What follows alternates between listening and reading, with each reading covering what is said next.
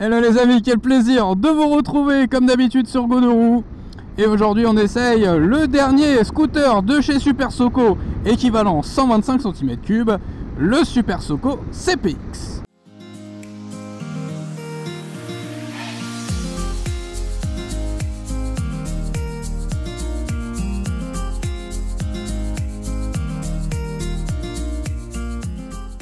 Avons-nous besoin de vous présenter Super Soco, la marque de deux roues électriques la plus vendue en France étant sa gamme de scooters.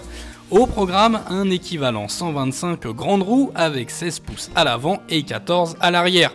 Grâce à un look moderne, un tantinet sportif et seulement 95 kg sur la balance, ce CPX a fière allure. Le scooter est propulsé par un moteur délivrant une puissance de 4000 watts et 171 Nm de couple. Comme d'habitude chez Soco, on profite de 3 modes de conduite au commodo droit, à noter également la présence d'une marche arrière pour vos manœuvres. Pour calmer ses ardeurs, le freinage est confié à un disque de 240 mm de diamètre à l'avant et d'un disque de 180 mm à l'arrière.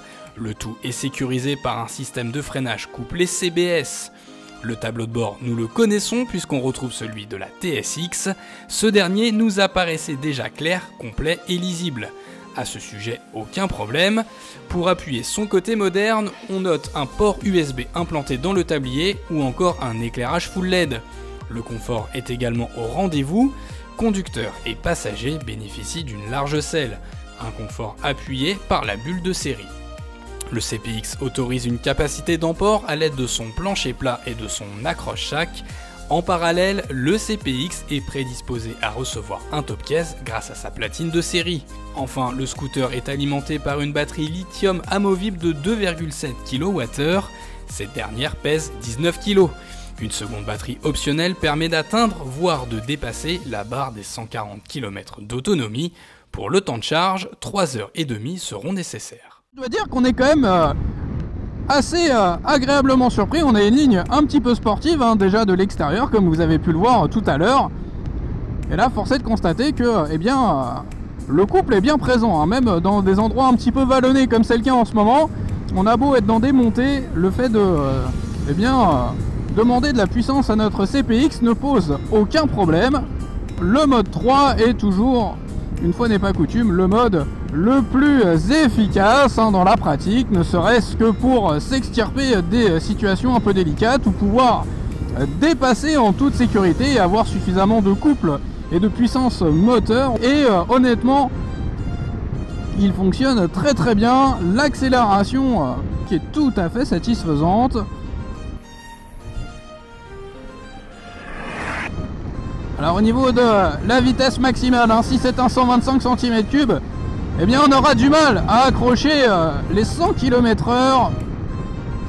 Au mieux compteur avec une descente, on va accrocher les 97-98 en tout cas dans le cadre de notre essai. C'est ce que nous avons constaté, c'est ce que nous avons réalisé.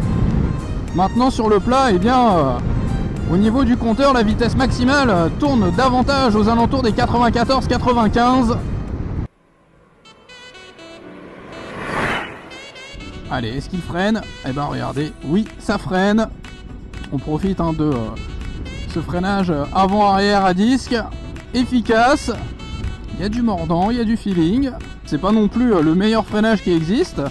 Il n'est pas excellent en la matière, mais honnêtement, ça suffit largement pour ce qu'on peut attendre d'un scooter de ce style.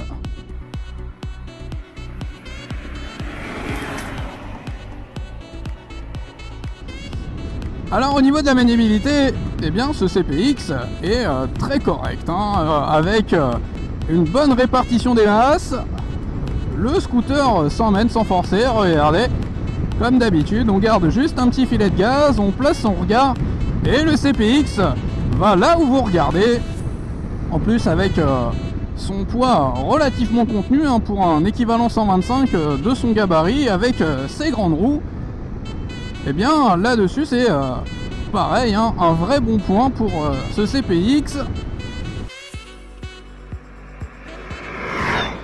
En revanche, moi il y a un truc qui me dérange avec ce CPX, c'est la position de conduite. On est vraiment assis littéralement, alors vous me direz c'est typique d'un scooter aussi, Mais on a, je trouve, peu d'espace finalement. On a les pieds qui vont vite cogner contre le tablier. C'est à mon sens un petit peu dérangeant.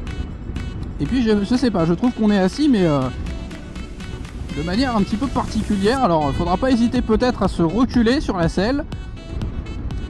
Donc, autrement dit, peut-être que les grands gabarits ne seront pas parfaitement à l'aise avec ce CPX.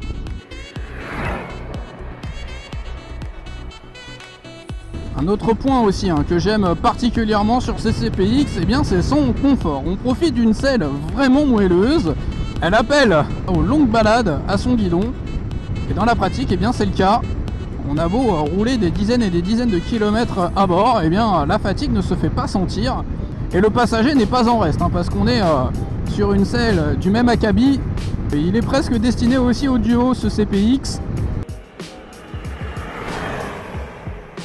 Alors l'autre point essentiel, comme d'habitude pour un véhicule électrique, c'est l'autonomie. Et bien sur la fiche technique de ce Super Soco CPX, l'autonomie est donnée pour 70 km avec une batterie, une autonomie doublée jusqu'à donc 140 km pour 1000 € de plus avec l'option seconde batterie. Et force est de constater que, eh bien, entre l'autonomie annoncée et l'autonomie réelle dans le cadre de notre essai, eh bien, elle est quasiment identique. Ça c'est un vrai bon point pour ce Super Soco CPX.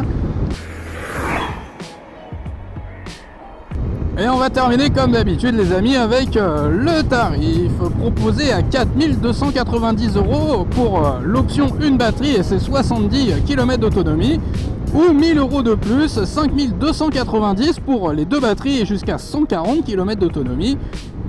Bref, on n'a rien sans rien, donc tarif un petit peu élevé dans sa version optimale, tarif raisonnable mais autonomie limitée.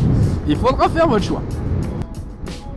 Bon les amis, j'espère que cet essai du CPX vous aura plu. Comme d'habitude, vous n'oubliez pas de vous abonner en cliquant juste en dessous. N'oubliez pas également de liker et de partager un maximum cette vidéo. Quant à moi, je vous dis à la prochaine pour de nouveaux essais. Et n'oubliez pas, roulez branchés. Ciao.